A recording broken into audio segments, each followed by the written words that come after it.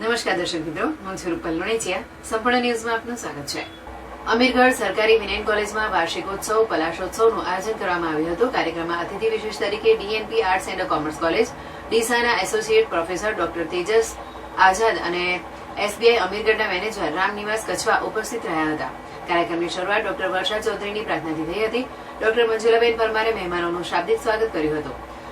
વિદ્યાર્થીઓએ group dance અને સ્કીટ જેવા સાંસ્કૃતિક કાર્યક્રમો રજૂ કર્યા હતા. ડોક્ટર તેજસ આઝાદે ઉદ્દિશા પ્લેસમેન્ટ અંતર્ગત સ્પર્ધાત્મક પરીક્ષાઓ માટે બંધારણ વિષયક માર્ગદર્શન આપ્યું હતું. કાર્યક્રમનું સંચાલન સાંસ્કૃતિક વિભાગના ડોક્ટર નરેશ જોશીએ કર્યું હતું. ડોક્ટર એમ કે સોનારાએ અધ્યક્ષીય ઉદબોધન આપ્યું હતું. સપ્તધારા અંતર્ગત યોજાયેલા વિવિધ પ્રવૃત્તિઓમાં પ્રથમ 3 સ્થાને આવનાર વિદ્યાર્થીઓને ટ્રોફી અને પ્રમાણપત્રથી સન્માનિત કરવામાં આવ્યા હતા. અન્ય ભાગ લેનાર વિદ્યાર્થીઓને પ્રોત્સાહન ઇનામ આપવામાં આવ્યા હતા. ઇનામ વિતરણનું સંકલન સપ્તધારા કોઓર્ડિનેટર ડોક્ટર નીતિન જાદવે કર્યું હતું.